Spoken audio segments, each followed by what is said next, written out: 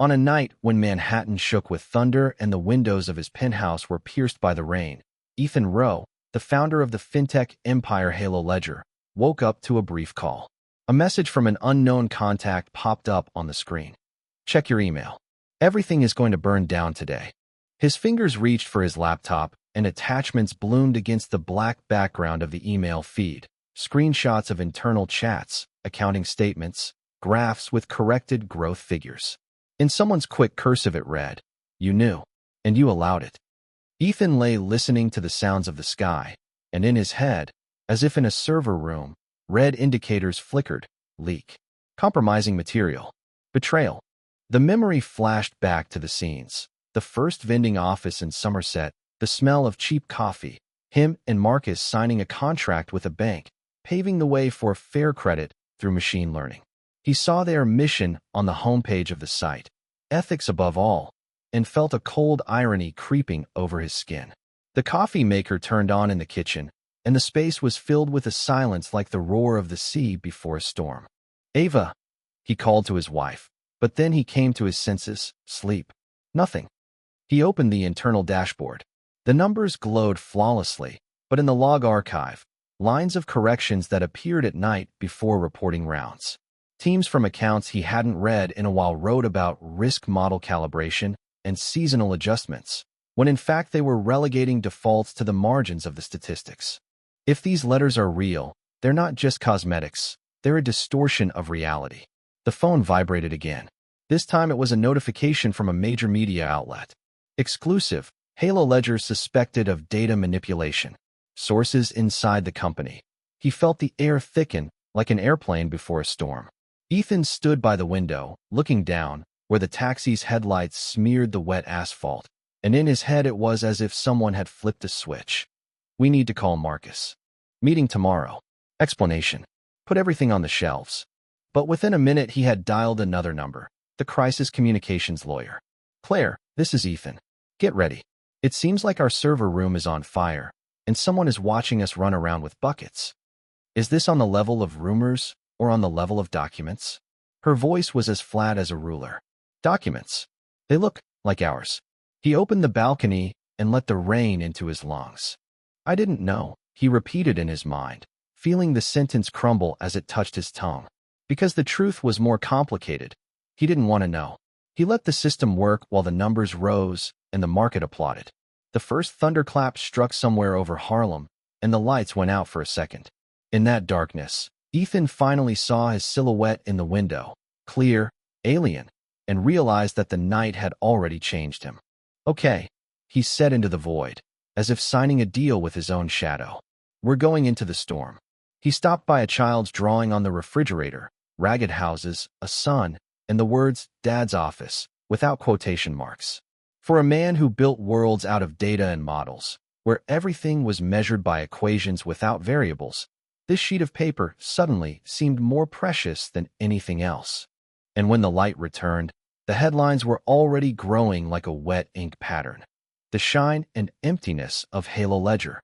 It was a beginning that felt like the end, and that was why it was so ruthless. The next few days were like an elevator falling without cables. The SEC sent a subpoena. The stock channels were spinning charts that were falling like waterfalls. The banking partners who had only yesterday called him a visionary now wrote dryly and cautiously, as if they were writing to contaminated air. The conference room on the 47th floor smelled of polish and fatigue as the board of directors met. On the screen, as a witness, was Marcus, on a video call from San Francisco. "Did you know about the transfer of defaults into expected losses?" Ethan asked. His voice was bare ice. "I knew," Marcus said inside. "But it's not fraud. It's risk aggregation. Everyone does it. Our algorithms compensate." "It's a lie, veiled in algorithmic poetry," Claire interjected. "The media already has the correspondence." All that was left to do was connect the dots. At that moment, Ava's phone vibrated on the table, and she, huddled, left. She returned pale, with glassy eyes, as if she had seen the inevitable. "My brother called me," she said quietly. "The Tribune is preparing a story. The source is M.V. Is that you, Marcus?" Marcus blinked on the screen, like a man reading a sentence in his own handwriting. gave an interview. But not against you, Ethan. Against a system that forces you to get your hands dirty to finance a dream. We are held hostage by the greed of investors. You sold our blood to look righteous, Ethan whispered. You are not a whistleblower. You are a pilgrim without a compass. That evening, the words, algorithms pretending to have a conscience, flashed across the screens in Times Square. The tape was filled with testimonies from borrowers whose creditworthiness had been overestimated by Halo Ledger. In the talk show studios, former partners were drifting away like water from a sinking ship. Ethan's Jersey mother, who had kept magazine clippings of his victories, was now silently turning them upside down. We're going to sue, Claire said. But get ready, Ro. This isn't about who's right. This is about who's going to survive. The government lawyers were carving names out of letters like runes. The auditors came into the office, and the click of their cases sounded like the same splinters that break through ice. At night, Ethan sat in the nursery next to his daughter's crib, talking to himself, whispering to himself, so as not to wake the future. I wanted to change the credit system so that people wouldn't have to pay for poverty. And we did it, partly. And then we started cutting the truth, like a surgeon afraid of blood. When did I stop asking questions?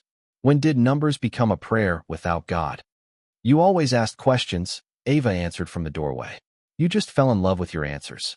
The next morning, the biggest loss came.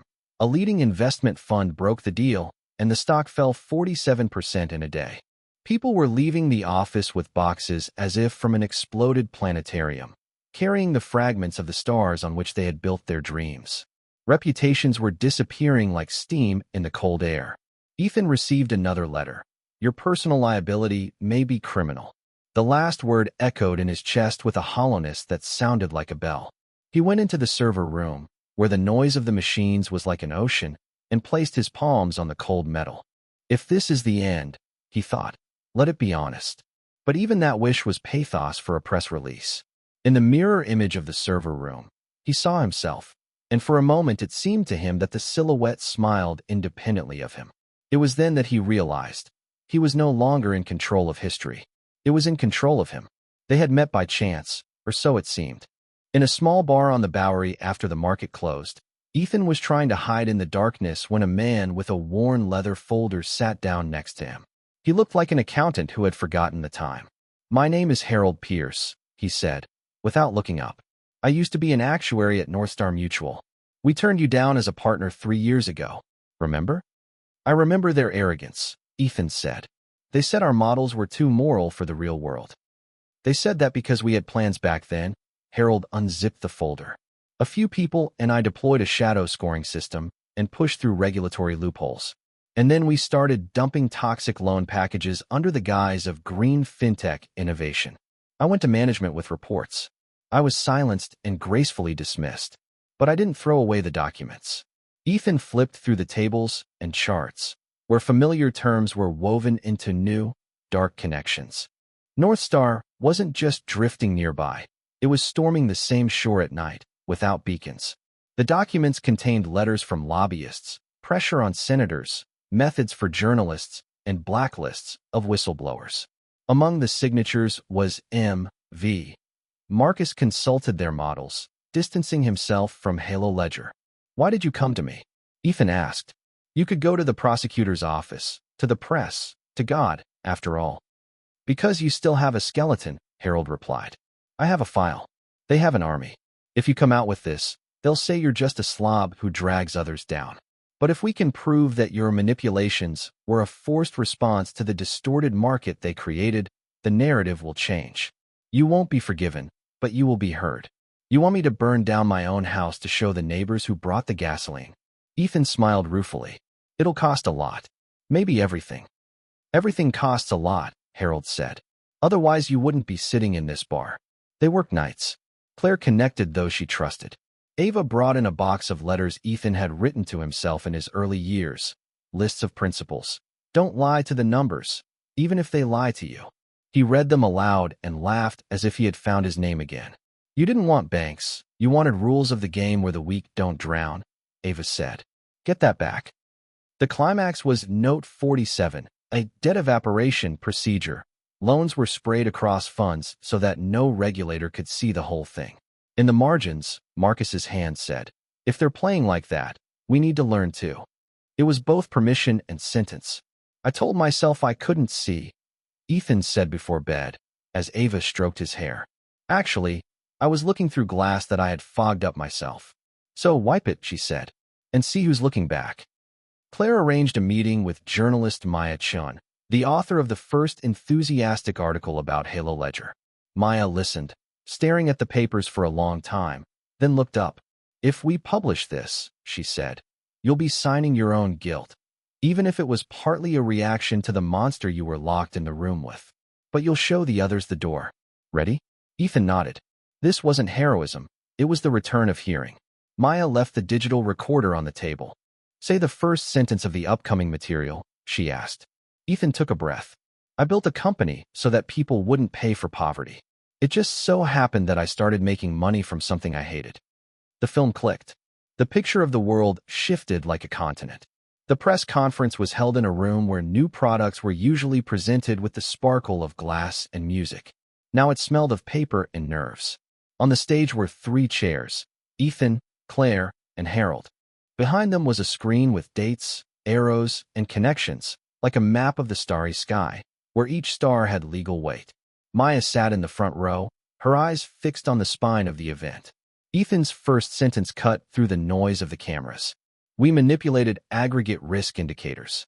We lied to ourselves and to the market. I am responsible. Hands went up like a forest in the room. The questions were razor sharp. Was this a conscious conspiracy? How much did you make on this lie? Why should we believe you? Ethan held on to the edge of the table like a sailor in a storm and answered without rhetoric. I am not asking you to believe me. I am asking you to look wider. Here is note 47. Here are the shadow package routes. Here are the North Star letters to the senators.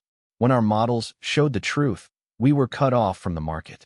When we bent the truth, doors were opened for us. I chose the door. It's my fault. But the house was built so that others had no choice.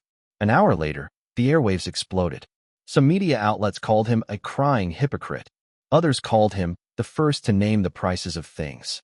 On Wall Street, televisions were turned on like surgeons turn on lasers. The lights went out at North Star headquarters. Someone was cutting a communications cable to delay the inevitable. The SEC announced a joint investigation. That same evening, Ethan was summoned to a closed-door meeting at the Capitol, an office where the smell of coffee turns into politics. The senator, with hard eyes, asked the question without embellishment. Mr. Rowe, do you want to be a saint or a witness? I want more than just money to count tomorrow, he said. I brought my sin as proof that the system rewards him. The system rewards the winners, she said. Sometimes it's true. Today it wasn't. Are you ready to give names? You gave them in the article. Can you find more? Yes, he said. But I'll warn you. I'll give my name where it's needed. He got home late. Ava was waiting in the kitchen, flicking the light on and off like a beacon. What if it destroys us? She asked. Then we'll build another US, he said, and suddenly felt like he was telling the truth for the first time in a long time. Marcus wrote at night. The message was brief. You threw the first stone, and you'll break your windows. Ethan replied, better to break your windows than to live without them. In the morning, a search warrant arrived at the North Star office. And at 7, an agent appeared at the penthouse's doorstep with questions. Now it was Halo Ledger's turn. You could have kept quiet, the agent said in parting, in a professionally even tone.